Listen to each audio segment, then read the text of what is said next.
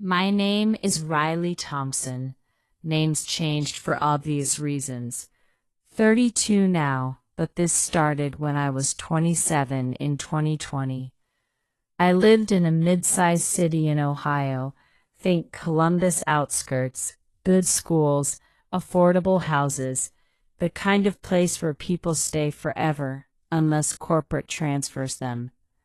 I worked at Apex Logistics, a mid-tier supply chain company that handled warehousing and distribution for big box retailers. Nothing flashy, but during the pandemic boom, we were printing money. I started as a senior data analyst. Fresh out of Ohio State with an analytics degree, I was hungry. First year, I built a predictive model that optimized routes and inventory, cutting fuel costs by 18% and reducing stockouts by 40%. Saved the company about $2.8 million in year one. My boss, Greg Harlan, Regional Ops Director, 50s, golf tan, always in polos, took full credit in the board presentation. In private, he patted me on the back. "Good work, kid. Keep it up and you'll go places." Promoted to lead analyst in 2021.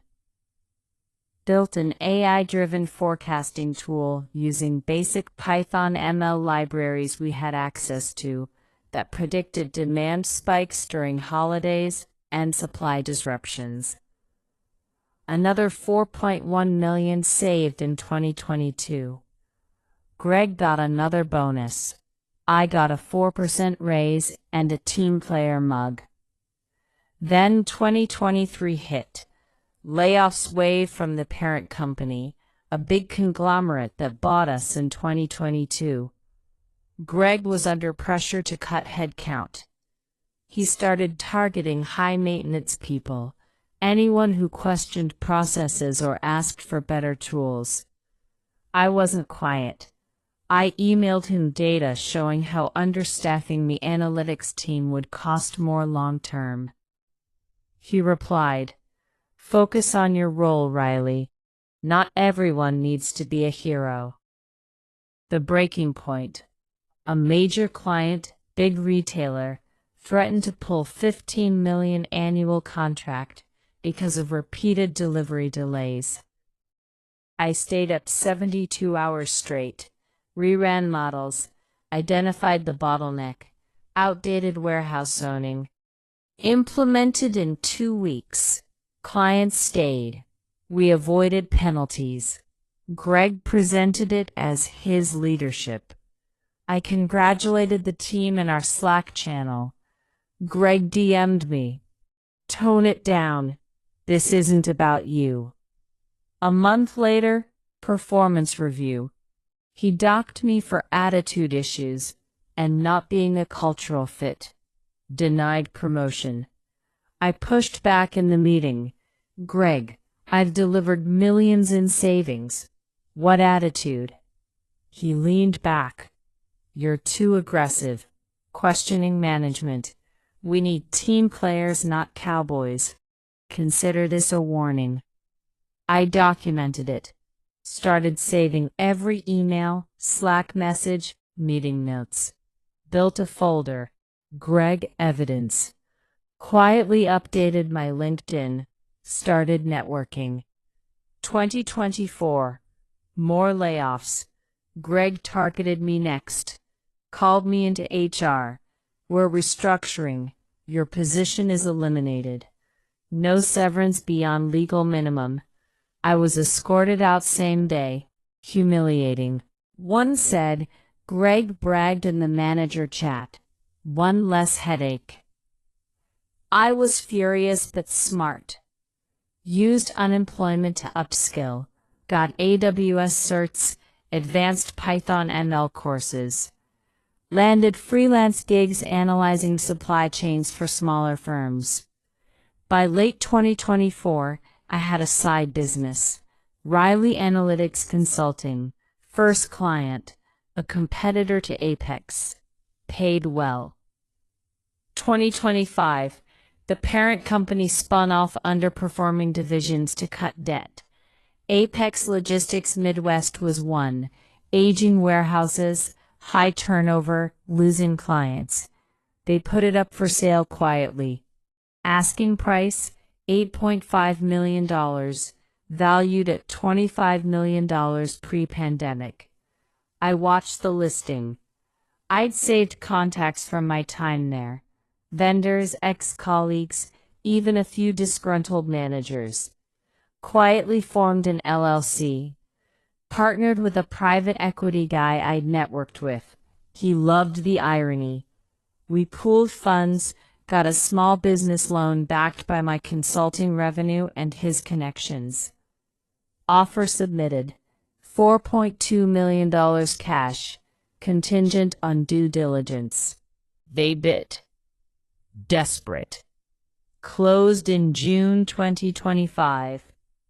First day as owner, I walked into the main office unannounced. Greg was in his corner office, feet up, on a call. He saw me through the glass, froze. I knocked politely, entered. Riley, what the hell are you doing here? I smiled. Morning, Greg. I'm the new owner of Apex Midwest. Bought it yesterday. His face drained. You're joking. I handed him the ownership docs. Nope. Effective immediately. I'm restructuring, starting with leadership. He stammered. This is a mistake. I've run this place for 15 years. You ran it into the ground. Turnover 45%. Lost 3 major clients last year. But hey, you got those bonuses. I called an all hands. Everyone gathered, confused, whispering. I stood at the front. Hi team. I'm Riley Thompson, your new CEO. Some of you know me. I worked here until Greg fired me for attitude. Better pay, real bonuses tied to performance, not golf scores, and leadership changes. Then to Greg, who'd followed red-faced. Greg Harlan, you're terminated. Security will escort you out. Your office is already being cleared. He exploded. You can't do this. I'll sue. This is retaliation. I shrugged. Sue away. I have years of emails, performance data, witness statements. You fired me after I saved millions. Documented everything. HR has copies too. New HR anyway. Security walked him out. He yelled the whole way, "This isn't over." It was over. Epilogue. 6 months later, Apex Midwest is profitable again. Revenue up 22%, turnover down to 12%. I gave raises to the analyst team. Many remembered me. Greg, last I heard he's job hunting. Applied to a few places. Word travels in logistics. No callbacks. He's doing entry-level consulting now. LinkedIn says open to opportunities. I still have the mug he gave me. It sits on my desk. Team player. I use it for coffee every morning. Revenge isn't always loud. Sometimes it's buying the company that wronged you, fixing what they broke, and firing the guy who called you a cowboy.